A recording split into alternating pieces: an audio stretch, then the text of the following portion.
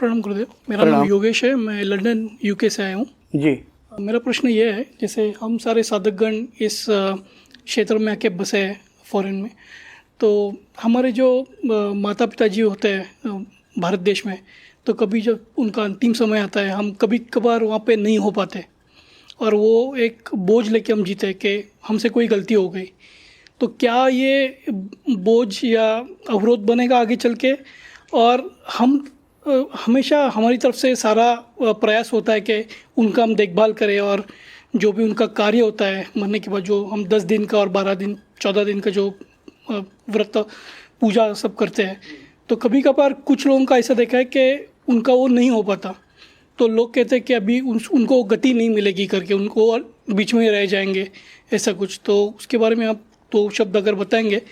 यदि आप कर्मकांड पर विश्वास करते हैं तो फिर आपको करना चाहिए।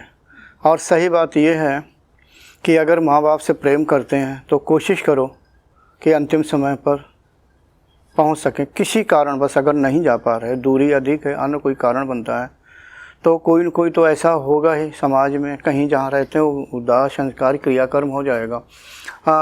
जो मृत्यु के बाद की जो अवस्था होती है, पुत्र का या जो उसके वंशज हैं उनका कर्तव्य बनता है कि उनके लिए कुछ कर्म करें।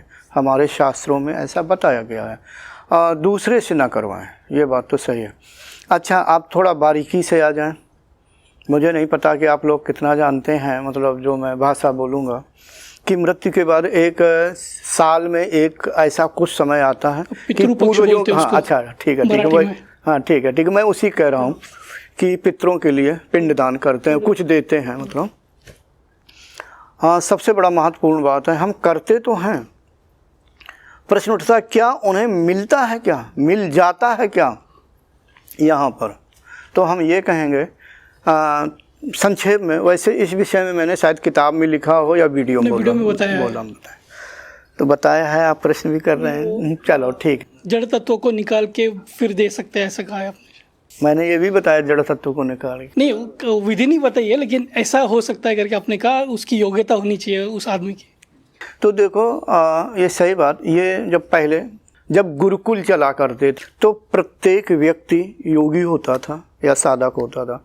गुरुकुल का नियम होता था, सभी लोग उसमें जाते थे और वेदों का अध्ययन कराते थे और प्रैक्टिकल कराते थे। योग का यही होता। आजकल की तरह इतिहास, भूगोल यानी हिस्ट्री और ज्योग्राफी नहीं पढ़ाई जाती थी, तब वेदों का अध्ययन कराते थे। यानी जो आजकल बड़ा मुश्किल है, पिंडदान हम दे रहे हैं, कर्मकांड कर रहे हैं जो हम पूर्वज हमारे करते आए या शास्त्रों में लिखा है, लेकिन वहाँ तक पहुँचता नहीं है। कर तो रहे हैं लेकिन पहुँचता नहीं। पहुँचेगा किसका? मैं दोहरा दूँ, मैं वीडियो में या किताब में शायद लिखा हूँ, तो जिसमें इतनी सामर्थ्य होगी कि स्थूल पदार्थ से जो भी हम वो पिंडदान दे रहे हैं, सूक्ष्म स्वरूप निकाल लें और अपने पूर्वजों को दे दें। इतनी अगर साधक में, क्षमा कीजिए, जो भी पिंडदान दे रहा है उसमें सामर्थ्य है तो निश्चय ही मिल जाएगा। ठीक है।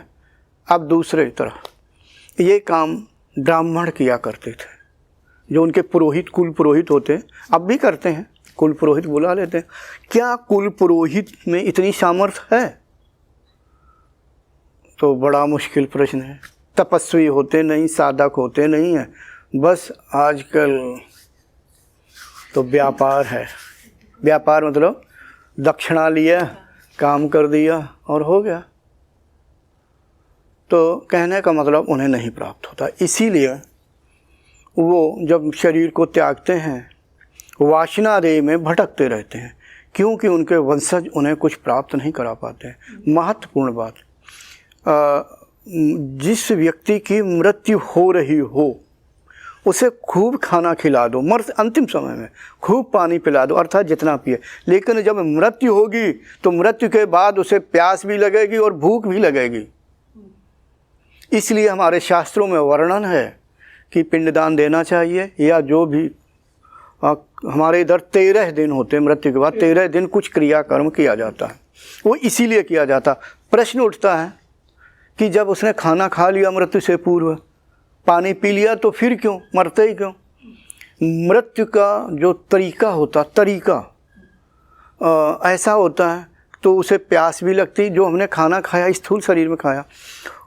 जब वायु का खिंचाव होता है, घर्षण होता है, तो उस समय उसे प्यास की भी अनुभूति होने लगती जब अलग खड़ा होता, और भूख की भी अनुभूति होती। और प्यास और भूख की अनुभूति प्राण कराता, और प्राण पहले से ही बड़े मुश्किल से खींच के चारों तरफ से, यानी शरीर के इधर भी है खींचा, हृदय में आया, इधर से खींचा, पैरों से, इसे सामान्य व्यक्ति के बाद।